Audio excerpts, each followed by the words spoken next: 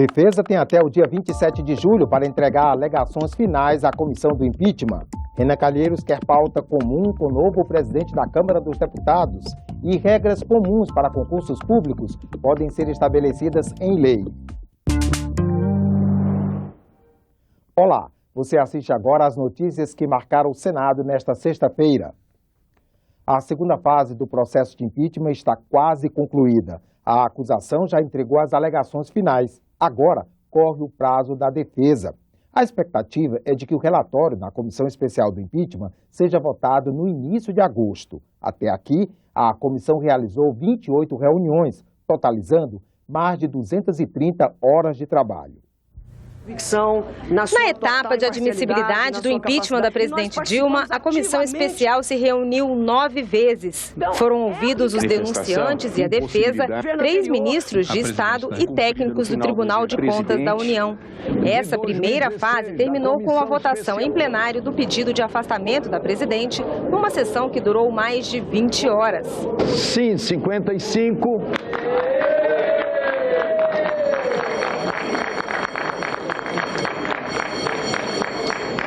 Não, 22. O parecer foi aprovado. Com a presidente afastada, começou a segunda fase do processo para a produção de provas, oitiva de testemunhas e perícias técnicas. Mais de 40 testemunhas foram ouvidas em audiências que somaram quase 100 horas. A defesa da presidente afastada, lida pelo advogado José Eduardo Cardoso, marcou o fim da produção de provas. Tivemos o cuidado de manter aquelas premissas que havíamos estabelecido quando assumimos a presidência, né? Ter um comportamento suprapartidário, ter um comportamento imparcial, dar o mais amplo direito de defesa. As alegações finais da acusação já foram entregues à Comissão Especial do Impeachment. O documento de 131 páginas é assinado pelos juristas Hélio Bicudo, Miguel Reale Júnior e Janaína Pascoal. Eles detalham o entendimento que sustenta a denúncia. Reforçam que a edição dos decretos de crédito suplementar e as pedaladas fiscais foram um golpe eleitoral e eleitoreiro para dissimular a real situação econômica do país com o objetivo de garantir a reeleição. Contra fatos não há argumentos. E esses fatos, esse crime praticado pela presidente afastada, no nosso modo de ver, se apresenta inteiramente comprovado. A defesa da presidente afastada tem até o dia 27 de julho para entregar as alegações finais. A partir daí, o senador Antônio Anastasia tem 5 dias para apresentar o relatório. Com base em tudo isso, nós elaboramos o nosso parecer, que será apreciado a partir do dia 2 de agosto, quando eu o lerei. E conforme a previsão do cronograma, no dia 13 ele será discutido para ser apreciado no dia 4 de agosto. Em seguida, o relatório da Comissão Especial do Impeachment vai ser submetido à votação em plenário, marcada para o dia 9 de agosto. A sessão será conduzida pelo presidente do Supremo Tribunal Federal, ministro Ricardo Lewandowski. Se os senadores entenderem que o processo deve continuar, haverá uma nova sessão para o julgamento final. E a expectativa é que nessa última fase, a presidente afastada apresente a sua defesa pessoalmente.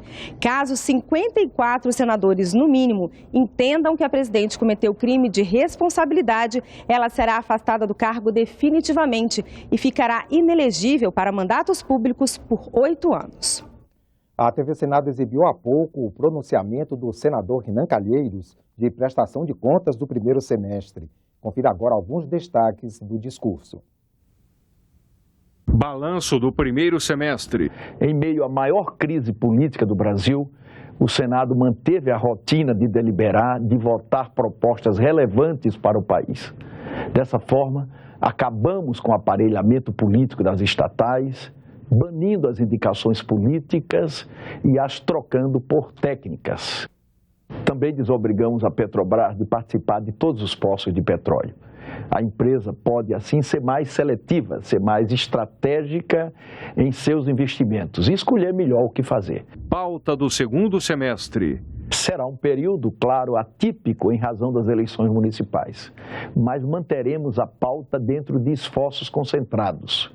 Existem temas já muito maduros que precisamos deliberar.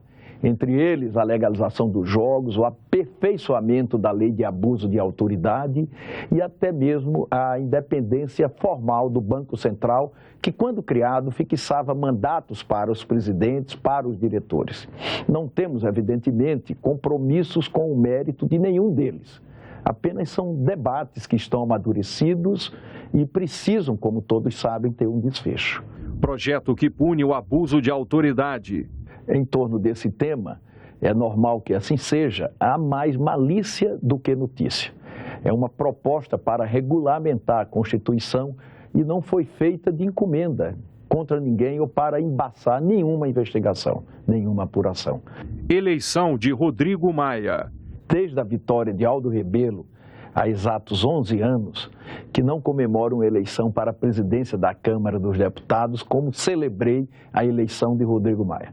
Rodrigo Maia, como todos sabem, é um homem público à altura dos desafios atuais, além da experiência de líder, ex-presidente do partido, 5 mandatos.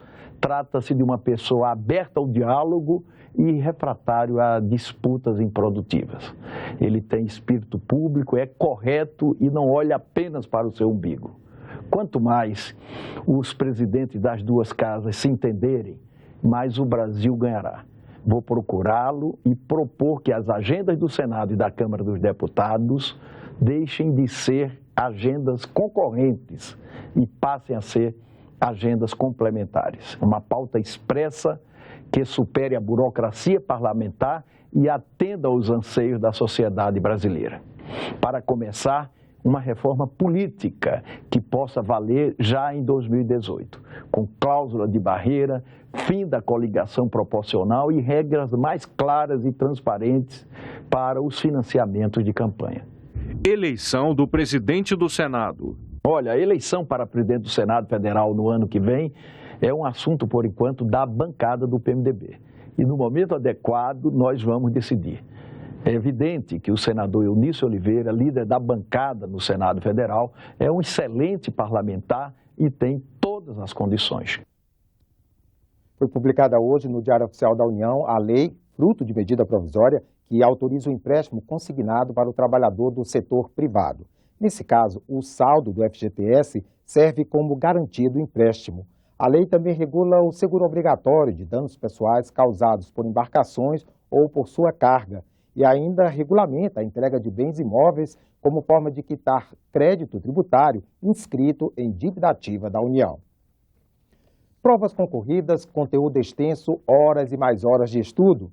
Vida de concurseiro não é fácil, só que as dificuldades não param aí. Quem sonha em trabalhar no serviço público também encara editais sem publicidade, taxas de inscrição elevadas e até a impossibilidade de recorrer dos resultados das provas. Falta uma lei que regule os concursos públicos em todo o país. Mas isso pode mudar. 8 anos. Foi o tempo que durou a batalha judicial de Nildes até assumir o cargo de auditora do Tribunal de Contas da União.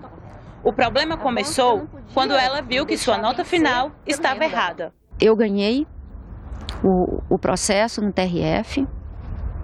O juiz determinou que eu viesse em 2011 fazer o curso de formação. A União continuou recorrendo, conseguiram afastar o pedido de liminar para que eu fizesse o curso de formação. Eu tive que sair, entendeu? E tive que continuar com o processo. O processo foi julgado, transitou em julgado. Em 2013, eu tomei posse. Depois que transitou em julgado, eu já estava trabalhando, a União entrou com ação rescisória. Esse processo foi até o STJ, até que o STJ, em 2014, bateu o martelo e transitou em julgado. Só de lá para cá, eu tive sossego. Nildes não está sozinha. As irregularidades em concursos públicos são comuns e não se restringem a erros de nota. Venda de vagas e gabaritos, aprovação de parentes e amigos de autoridades, trocas fraudulentas de cartão-resposta, falhas na inscrição estão entre as principais queixas dos candidatos. Pensando em resolver esses problemas, o ex-senador Douglas Sintra apresentou uma proposta de emenda à Constituição que abre caminho para uma lei nacional com regras básicas sobre os concursos. Hoje, cada ente pode fazer as suas regras de forma totalmente autônoma em relação ao outro ente. Com a PEC, a União vai estabelecer apenas as normas gerais para todos os entes.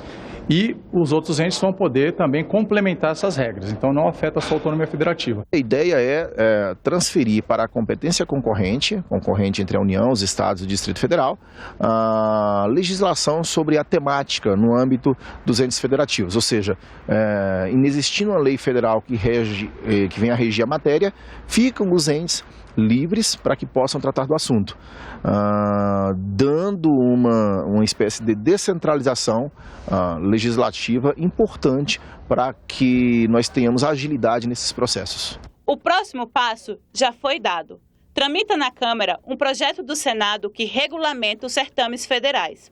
A proposta proíbe a realização de concurso para a formação de cadastro de reserva, determina que o edital deverá ser publicado no Diário Oficial da União 90 dias antes da realização da primeira prova e estabelece que as inscrições só poderão ser feitas pela internet, limitando-se a taxa a 3% do valor da remuneração inicial do cargo em disputa.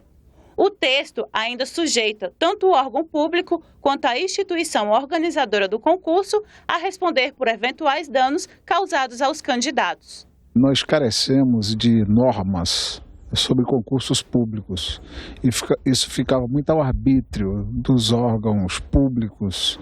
E aí, na esfera federal, se procedia de uma maneira, na esfera dos estados e municípios, às vezes de maneira diferenciada.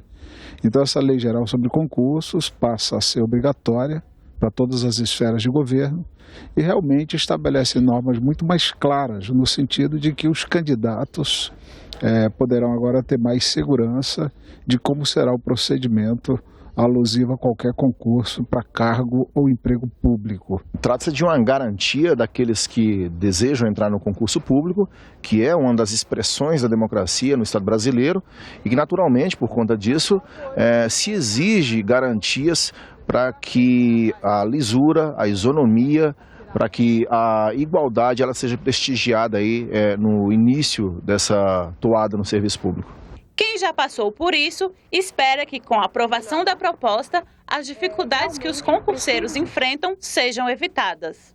Realmente há uma necessidade urgente de uma lei que faça com que as bancas examinadoras, os órgãos tenham critérios realmente definidos para que haja um respeito aos candidatos. Eu passei por tudo isso, não gostaria que ninguém passasse pelo que eu passei. Foi uma luta muito dura, porque por falta desses critérios que ainda não tem. E a partir da próxima semana você acompanha aqui na TV Senado um programa especial sobre os assuntos que movimentaram o Senado no primeiro semestre deste ano. No programa Entrevistas, senadores e especialistas debatem temas como o impeachment da presidente afastada Dilma Rousseff, a liberação da fosfetanolamina, a polêmica sobre a limitação da banda larga e o combate ao Aedes aegypti. Especialistas dos mais diversos setores falam de Zika, pesquisas em seres humanos e cura do câncer. As razões de cada um no processo de impeachment. Os consumidores da internet e o fim da banda larga ilimitada. Por que o Plano Nacional de Educação ainda não saiu do papel? Como serão as próximas eleições sem o financiamento de empresas? A biodiversidade brasileira ameaçada. As medidas para a recuperação da economia e os municípios em crise. Todos esses assuntos na opinião de quem sabe. O programa Entrevistas será exibido entre 18 e 29 de julho nos mesmos horários do Senado Agora, de segunda a sexta, às 8h15 da manhã, 1h50 da tarde e 8h15 da noite. Você também pode ver os programas pela nossa página na internet, senado.leg.br/TV. Não perca! Você terá outras notícias a qualquer momento na nossa programação e também na página da TV Senado na internet. Obrigado pela audiência e um bom fim de semana.